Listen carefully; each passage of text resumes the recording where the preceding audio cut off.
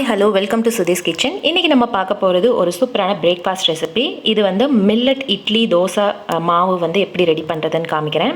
இதுக்கு வந்து நான் ஒரு கப்பு வந்து சாம அரிசி, வரகு அரிசி, சோளம், அப்புறமா வந்து உங்ககிட்ட என்னென்ன மில்லட்ஸ் இருக்கோ அதெல்லாம் ஒரு கப்பு ஆட் பண்ணிக்கலாம். ஸோ 4 கப்பு, அதாவது ஒரு கப்பு மாப்பிள்ளை சம்பா அரிசி ஆட் பண்ணியிருக்கேன். அதுக்கு வந்து ஒரு கப்பு வந்து உளுந்து எடுத்து வச்சுருக்கேன். இது ரெண்டையும் நல்லா கழுவிட்டு ஊற போட்டு நல்லா வந்து எப்பயுமே இட்லி கரைக்கிற மாதிரி அரைச்சி தனியாக எடுத்து வச்சுக்கலாம். இப்போது வந்து காலையில் ஆயிடுச்சு. ஸோ இதுக்கு வந்து நான் சட்னி பண்ண போகிறேன். ஸோ பாசி பயிர் இருக்குது பார்த்திங்களா, அதை வச்சு ஒரு சூப்பரான சட்னி பண்ணலாம். ஸோ இதுக்கு வந்து ஃபஸ்ட்டு கொஞ்சமாக எண்ணெய் விட்டுட்டு பாசி பயிரை வந்து நம்ம வறுத்து எடுத்துக்கலாம். நம்ம ஏற்கனவே இட்லிக்கு அரைச்சி வச்ச மாவு இருக்குது பார்த்திங்களா, அதை வந்து ஒரு 8 மணி நேரம் புளிக்க வச்சுட்டு தனியாக எடுத்து வச்சுக்கலாம். அது நல்லா வந்து ரெடி ஆகிடுச்சு. இப்போது இந்த சட்னி பண்ணி முடிச்சதுக்கப்புறம் நம்ம இட்லி ஊற்றிடலாம். ஸோ சூப்பரான மில்லட் இட்லி வந்து ஆக்சுவலாக நார்மலாக வந்து நம்ம அரிசி மாவு இட்லியே சாப்பிடுவோம் பார்த்திங்களா, அதுக்கு பதிலாக நீங்கள் இந்த மாதிரி மில்லட் இட்லியும் சாப்பிட்லாம். பாருங்கள், இப்போ பாசி பருப்பை வறுத்து எடுத்து வச்சுட்டேன். இப்போ வந்து கொஞ்சமாக இஞ்சி, பூண்டு, அப்புறமா ஒரு வெங்காயம், இதையும் நல்லா வறுத்துக்கலாம்.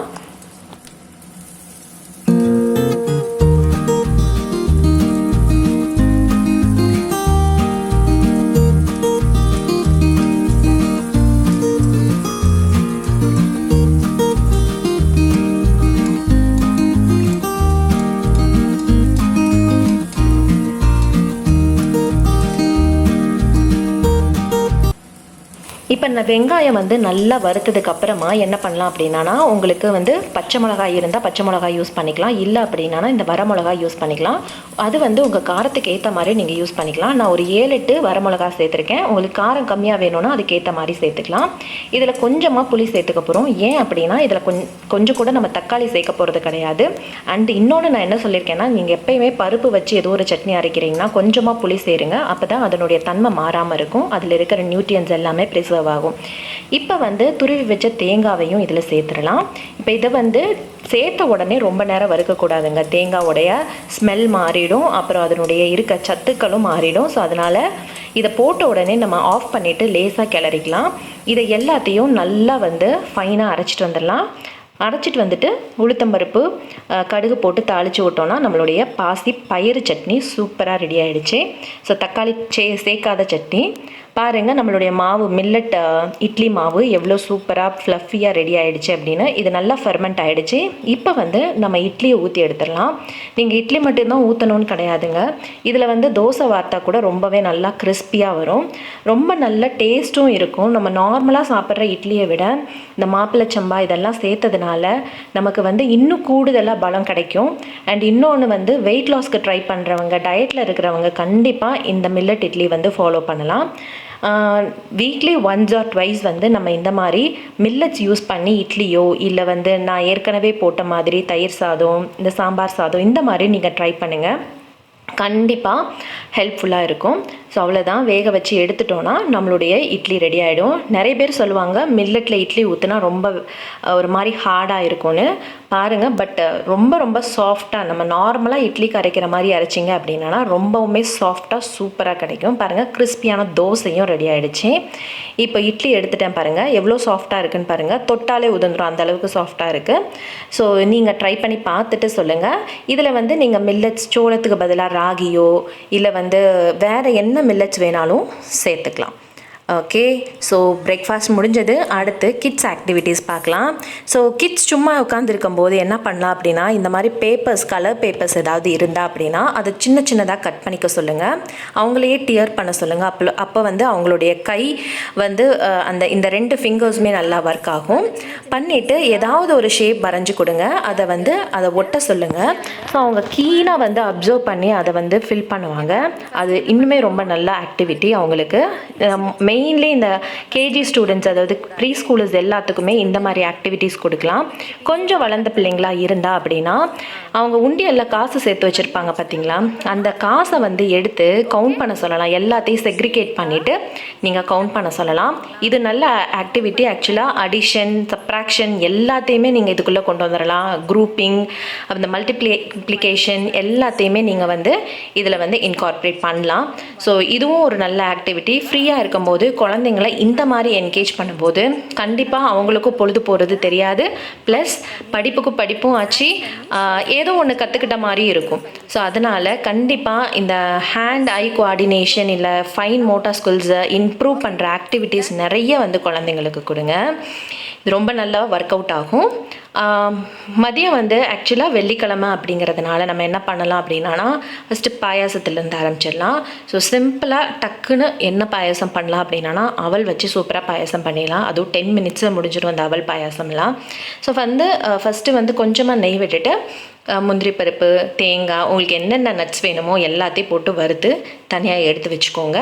இது வறுத்ததுக்கு அப்புறமா நம்ம என்ன பண்ண போகிறோம் அப்படின்னா, இந்த அவல் இருக்குது பார்த்திங்களா, அதையும் நம்ம வறுத்து எடுத்துட போகிறோம்.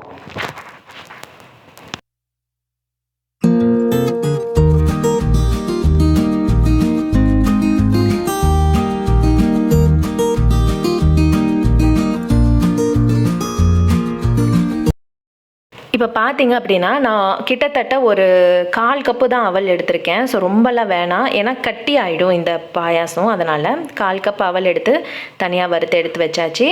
இப்போது ஒரு கையளவுக்கு சேமியா போடுறேன். ஸோ சேமியா போடும்போது இன்னுமே ரொம்ப நல்லாயிருக்கும். சேமியா மட்டுமே போட்டு பாயாசம் பண்ணுறதே ரொம்ப நல்லாயிருக்கும். அவலும் சேமியா காம்பினேஷன் இன்னும் ரொம்ப நல்லாயிருக்கும்.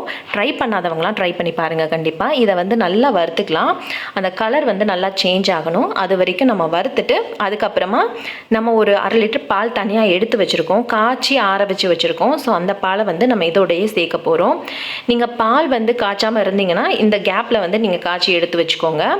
ஏன் அப்படின்னா, காய்ச்சாத பாலை நீங்கள் இதில் சேர்க்கும் போது சம்டைம்ஸ் திரியிறதுக்கு சான்சஸ் இருக்குது, நம்ம நெய் ஏற்கனவே சேர்த்ததுனால. ஸோ அதனால் காய்ச்சி வச்சுக்கோங்க.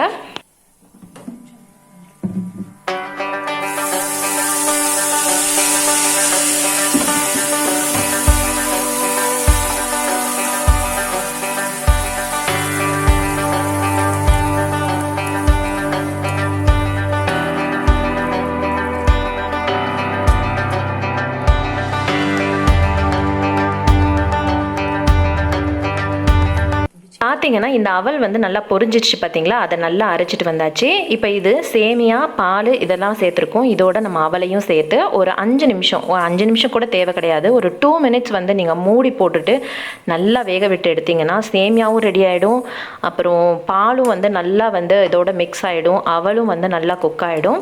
ஸோ அதுக்கப்புறமா நம்ம ஆட் பண்ண வேண்டியதெல்லாம் ஆட் பண்ணலாம். ஸோ எப்பயுமே வந்து ஜாகரி சிரப் வந்து நீங்கள் செஞ்சு வச்சுக்கோங்க ஒரு பாட்டிலில். ஸோ நம்ம டக்குன்னு டீ போடவோ காஃபி போடவோ எதுக்குனாலும் டக்குன்னு நம்ம யூஸ் பண்ணிக்கலாம். ஸோ அது மாதிரி தனியாக எடுத்து வச்சுருக்கிற ஜாகரி சிரப் இருக்குது.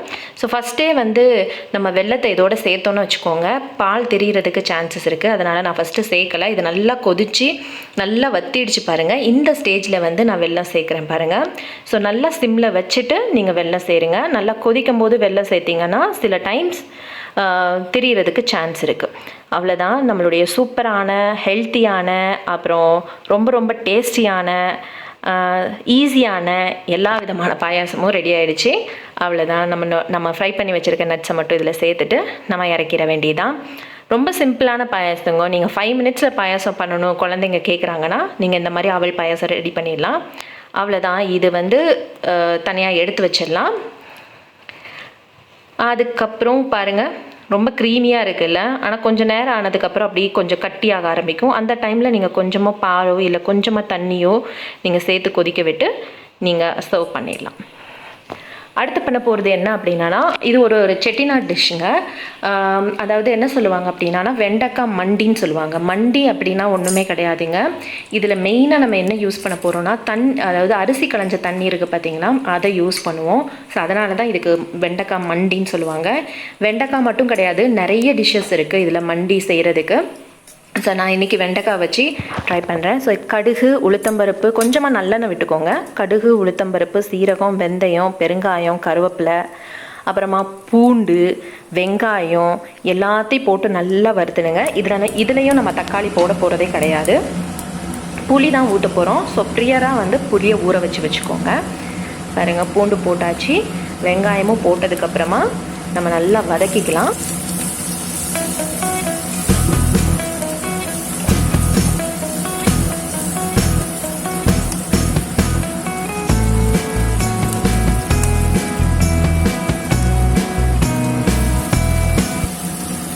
ஸோ வந்து வெங்காயம் நல்லா வதங்கினதுக்கப்புறமா நம்ம வெண்டைக்காய் சேர்த்துக்கலாம். ஸோ வெண்டைக்காய் வந்து ஒரு 1/4 கிலோ வெண்டைக்காய் வந்து நீங்கள் எடுத்திங்கன்னா கரெக்டாக இருக்கும். அப்புறமா வந்து நம்ம இதில் கொண்டக்கடலையும் சேர்க்க போகிறோம். யூஸ்வலாக வந்து மொச்சை வச்சியும் செய்வாங்க. மொச்சை இல்லை கொண்டக்கடலை, இது 2 வேரியேஷன்ஸும் பண்ணலாம். கருப்பு கொண்டக்கடலை இல்லை அந்த பெரிய கொண்டக்கடலை இதெல்லாம் வச்சு கூட வேரியேஷன்ஸ் பண்ணலாம். நான் இன்றைக்கி வந்து கருப்பு கொண்டக்கடலையே ஏற்கனவே ஊற வச்சு வேக வச்சாச்சு. இப்போ இந்த வெண்டைக்காய் கொஞ்சம் வதங்கட்டும். அதுக்கப்புறமா நம்ம சேர்க்க வேண்டியதெல்லாம் 1 by 1 சேர்க்க ஆரம்பிச்சிடலாம். இதில் கொஞ்சம் நான் உப்பு சேர்த்துருக்கேன், அப்போ தான் கொஞ்சம் சீக்கிரம் வதங்கும். கொஞ்சம் மஞ்சப்பொடி சேர்த்தாச்சு. இது ஓரளவுக்கு உங்களுக்கு பார்த்தீங்கன்னா அந்த மாஸ் கம்மியாக இருக்குது. அந்த அந்த வெண்டைக்காவோட அளவு வந்து கம்மியாக இருக்குது, கொஞ்சம் வதங்கி இருக்குது நல்லாவே. இப்போ பார்த்தீங்கன்னா உங்களுக்கு ஒட்டுற மாதிரி இருக்கும். பட் நம்ம புளி தண்ணி சேர்த்ததுக்கு அப்புறமா எப்படி இருக்கும் அப்படின்னா நல்லா வந்து அது ஒட்டாமல் தனித்தனியாக இருக்கிற மாதிரி இருக்கும். இப்போ வந்து இதுதான் வந்து தண்ணி களைஞ்சி வச்ச தண்ணி, இது கடைசியில் நம்ம சேர்க்க போகிறோம்.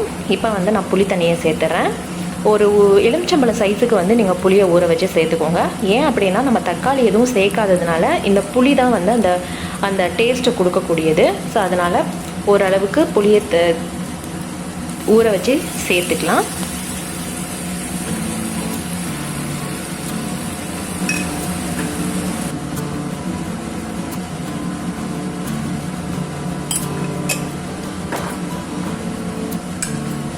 இப்போ வந்து இந்த ஸ்டேஜில் உங்ககிட்ட சாம்பார் தூள் இருந்துச்சுன்னா சாம்பார் தூள் சேர்த்துக்கலாம். இல்லை அப்படின்னா சில்லி பவுடரும் மல்லித்தூள் மட்டுமே சேர்த்து செய்யலாம். அதுவும் ரொம்ப நல்லாயிருக்கும் டேஸ்ட்டு. ஆனால் மல்லிப்பொடி வந்து ஜாஸ்தியாக போடக்கூடாது. போட்டிங்க அப்படின்னா உங்களுக்கு அந்த ஸ்மெல் வந்து இந்த மண்டிக்கு சூட் ஆகாது. அதனால் கொஞ்சமாக வந்து ஒரு டீஸ்பூன் அளவுக்கு நீங்கள் வந்து வரமிளகா பொடி சேர்க்குறீங்கன்னா 1 டீஸ்பூன் அளவுக்கு 1 டேபிள் ஸ்பூன் அளவுக்கு வந்து நீங்கள் வந்து இந்த மல்லித்தூள் சேர்த்துக்கலாம். இப்போ பார்த்தீங்க அப்படின்னா தேவையான அளவு தண்ணி விட்டாச்சு. இப்போது இந்த கொண்டக்கடலையும் சேர்த்தாச்சு. ஸோ இது வந்து ஒரு அருமையான டிஷ். நார்மலாக எப்பயுமே வந்து நம்ம என்ன பண்ணுவோம் அப்படின்னா இந்த வெண்டைக்காய் வச்சு ஒரு புளிக்குழம்போ இல்லை கொண்டக்கடலை வச்சு ஒரு புளிக்குழம்பு, காரக்குழம்பு, மசாலா குழம்பு இந்த மாதிரி ரெடி பண்ணுவோம். இது வந்து ஒரு டிஃப்ரெண்ட்டான வேரியேஷனாக இருக்கும், ரொம்பவும் நல்லாயிருக்கும். இதில் நம்ம தேங்காய் சேர்க்குறது இல்லை, அப்புறமா வந்து வேறு எதுவுமே சேர்க்கல, தக்காளி எதுவுமே சேர்க்கல. வெங்காயம், பூண்டு, வெண்டைக்காய், கொண்டக்கடலை, அவ்வளோதான். ரொம்ப மினிமலான இன்க்ரீடியன்ஸ் தான் தேவைப்படும். இப்போ வந்து நான் அந்த அரிசி களைஞ்சி வச்ச தண்ணியும் ஊற்றிட்டேன். அது கொதிக்கட்டும். அதுக்குள்ளே நம்ம ஒரு சூப்பரான சமோசாவுக்கு ரெடி பண்ணலாம். ஸோ பார்த்தீங்க அப்படின்னா இன்றைக்கி நம்ம ராகி சமோசா தான் பண்ண போகிறோம். இதுக்கு வந்து நம்ம ஃபஸ்ட்டு வந்து அந்த ஸ்டஃபிங் ரெடி பண்ணிக்கலாம். ஸோ இதுக்கு வந்து நான் கொஞ்சமாக எண்ணெய் விட்டு சீரகம், அப்புறம் வெங்காயம், இஞ்சி, பூண்டு இது எல்லாத்தையும் சேர்த்துட்டு இதில் தேவையான மசாலா சேர்த்து உருளைக்கிழங்கு ஏற்கனவே வேக வச்சுருக்கேன், அதையும் மசிச்சு இதில் சேர்த்துட்டு டக்குன்னு ஒரு ஸ்டஃபிங் பண்ணிடலாம்.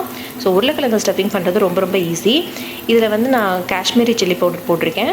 உங்ககிட்ட வீட்டில் என்ன மசால் பொடி இருக்கோ அந்த மசால் பொடி சேர்த்துக்கலாம் நீங்கள். நான் வந்து இன்றைக்கி வீட்டில் இருந்த சிக்கன் மசாலா சேர்த்துருக்கேன். பட் உங்களுக்கு வேணும் அப்படின்னா கரம் மசாலா சேர்த்துக்கலாம். இல்லை அப்படின்னா வீட்டில் இருக்கிற சாம்பார் பொடி கூட சேர்த்துக்கலாம். ஸோ எந்த மாதிரி ஸ்டஃபிங் உங்களுக்கு பிடிக்குமோ அதுக்கேற்ற மாதிரி நீங்கள் மசாலா சேர்த்துக்கலாம். உப்பு சேர்த்தாச்சு. இப்போ இதை நல்லா வந்து வதக்கிட்டு நம்ம என்ன பண்ணுறோன்னா இந்த உருளைக்கிழங்கை ஒன்றா வந்து நம்ம இதில் வந்து மேஷ் பண்ணி போட்டுடலாம். போட்டுட்டு டக்குன்னு 2 கிளறுனா நம்மளுடைய ஸ்டஃபிங் சூப்பராக ரெடி ஆகிடும்.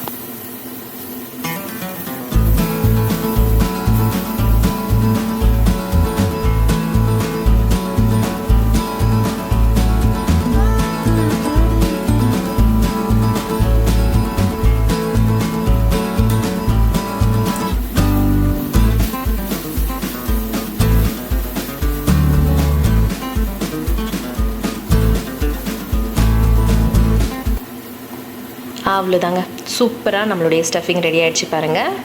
So simple. இப்போ வந்து நம்ம மேல் மாவு ரெடி பண்ணிடலாம். இதுக்கு வந்து நான் 1 கப் தண்ணி எடுத்திருக்கேன். கரெக்டாக ஞாபகம் வச்சுக்கோங்க, 1 கப் தண்ணிக்கு 1 கப் ராகி மாவு. ஸோ இந்த ரேஷியோவில் எடுத்திங்கன்னா 1:1 ரேஷியோவில் எடுத்திங்கன்னா தான் உங்களுக்கு கரெக்டாக வரும். இல்லை அப்படின்னா ஒன்று தண்ணியாக போகிறதுக்கு சான்ஸ் இருக்குது, இல்லைன்னா ரொம்ப இறுகிற மாதிரி ஒரு சான்ஸ் இருக்குது. ஸோ 1 கப்புக்கு 1 கப்பு ராகி மாவு. அப்போ நல்லா கிளறிடலாம். கொஞ்சமாக உப்பு, எண்ணெய் மட்டும் விட்டுருக்கேன். மற்றபடி நல்லா கிளறிட்டு இது வந்து ஹோல் மாஸாக உங்களுக்கு திரண்டு வரணும். அப்போ தான் வந்து உங்களுக்கு வந்து ஒட்டாமல், நீங்கள் உருட்டும் போது ஒட்டாமல் வர்றதுக்கு வரும். இல்லை அப்படின்னா உங்களுக்கு வந்து அப்படியே கீழே நம்ம தேய்க்கும் போதே நல்லா ஒட்டிக்கும், அந்த மாதிரியெல்லாம் இருக்குது. ஸோ இப்போ பார்த்தீங்க அப்படின்னா ஓரளவுக்கு பாருங்கள் நல்லா வந்து திரண்டு வந்துருச்சு. ஸோ இந்த மாதிரி வந்ததுக்கப்புறமா கொஞ்சம் நேரம் ஆற விட்டுறலாம்.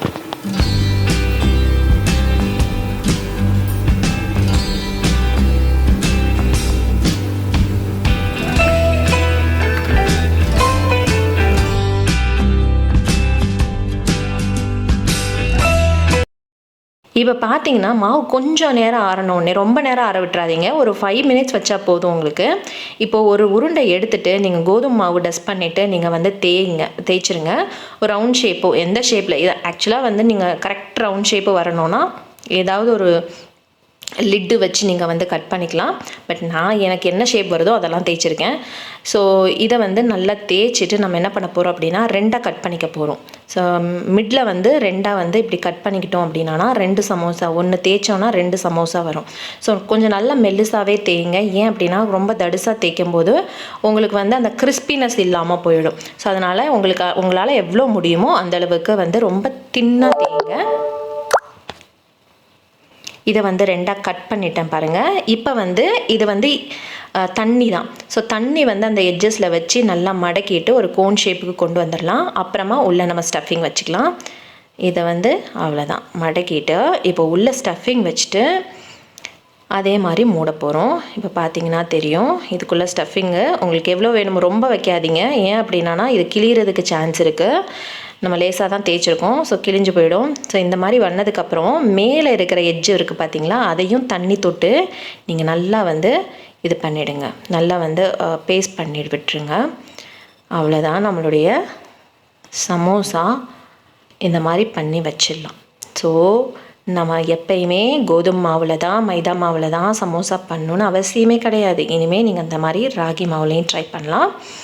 அவ்வளோதான் பாருங்கள் நம்மளுடைய சமோசா சூப்பராக ரெடி பண்ணி வச்சுருக்கோம். இதே மாதிரி எல்லாத்தையும் பண்ணி வச்சாச்சு. இப்போது நம்ம கொஞ்சமாக எண்ணெயை ஹீட் பண்ணிவிட்டு ஃப்ரை பண்ணி எடுத்துட வேண்டியதான். ஸோ நல்லா கொஞ்சம் ஓரளவுக்கு மீடியம் ஃப்ளேமில் வந்ததுக்கப்புறம், அதாவது மீடியமாக நல்லா எண்ணெய் காஞ்சதுக்கப்புறமா நீங்கள் போடுங்க. ஃபஸ்ட்டே எண்ணெய் காயறதுக்கு முன்னாடி போட்டிங்க அப்படின்னா அது பிரிஞ்சு வந்துடும். ஸோ அதனால் வந்து நல்லா எண்ணெய் காஞ்சதுக்கப்புறமா போடுங்க. இது ரொம்பவுமே கிறிஸ்பியாக இருந்ததுங்க. நம்ம நார்மலாக சமோசா வந்து கிறிஸ்பியாக தானே சாப்பிடுவோம், அந்த அளவுக்கு நல்ல கிறிஸ்பினஸ் இருந்தது. கொஞ்ச நேரமே நல்லா ரீட்டைன் ஆனது, அதாவது கொஞ்சம் நேரம் வச்சுருந்து சாப்பிட்றதுக்கும் நல்லாவே இருந்தது. ஹெல்த்தியர் சாய்ஸ் தான். ஏன் அப்படின்னா நம்ம மைதா மாவில் செய்கிறதுக்கு பதிலாக இந்த மாதிரி செய்கிறது ரொம்ப ஹெல்த்தியான சாய்ஸ் தான். பார்க்குறதுக்கு கலர் கருப்பாக இருக்கும், பட் டேஸ்ட்டு ரொம்பவே நல்லா இருக்குங்க. கண்டிப்பாக ட்ரை பண்ணி பாருங்கள், பார்த்துட்டு சொல்லுங்கள். இது ரொம்பவே நல்ல டேஸ்ட் கொடுக்கக்கூடிய ஒரு ராகி சமோசா. நானே இதுதான் ஃபஸ்ட்டு டைம் பண்ணியிருக்கேன், பட் பர்ஃபெக்டாக வந்திருக்குன்னு சொல்லலாம். பாருங்கள் அந்தளவுக்கு ரொம்ப கிறிஸ்பியாக இருக்குது. உடைக்கும் போதே உங்களுக்கு தெரியும். உள்ளே நல்லா சாஃப்டாக இருக்குது. அந்த பூரணம், அந்த ஸ்டஃபிங் எல்லாமே ரொம்ப நல்லா இருந்தது. அவ்வளோதான். ஓகே, நம்மளுடைய மண்டியும் ரெடி ஆகிடுச்சு. இப்போ அவ்வளோதான், சர்வ் பண்ணிடலாம். நம்மளுடைய சூப்பரான எம்மியான லஞ்ச் சர்வ் பண்ணிடலாம். சாப்பாடு, சுடான சாப்பாடு. இப்போ அதோட இந்த வெண்டைக்காய் கொண்டக்கடலை மண்டி எடுத்து வச்சாச்சு. சமோசா அண்ட் ஸ்டஃபிங், மிச்சமான ஸ்டஃபிங்கும் எடுத்து வச்சுருக்கேன். பாயாசம், அப்புறமா தயிர். இதில் வந்து கொஞ்சமாக பருப்பு பொடி, நெய். அவ்வளோதாங்க. ஸோ உங்கள் எல்லாத்துக்கும் இந்த வீடியோ பிடிச்சிருக்குன்னு நம்புகிறேன். பிடிச்சிருந்தா என்னோட சேனலை சப்ஸ்கிரைப் பண்ணுங்கள், லைக் பண்ணுங்கள், ஷேர் பண்ணுங்கள். இன்னொரு சூப்பரான vlog வீடியோவில் சந்திக்கலாம். தேங்க்ஸ் ஃபார் வாட்சிங். பாய்.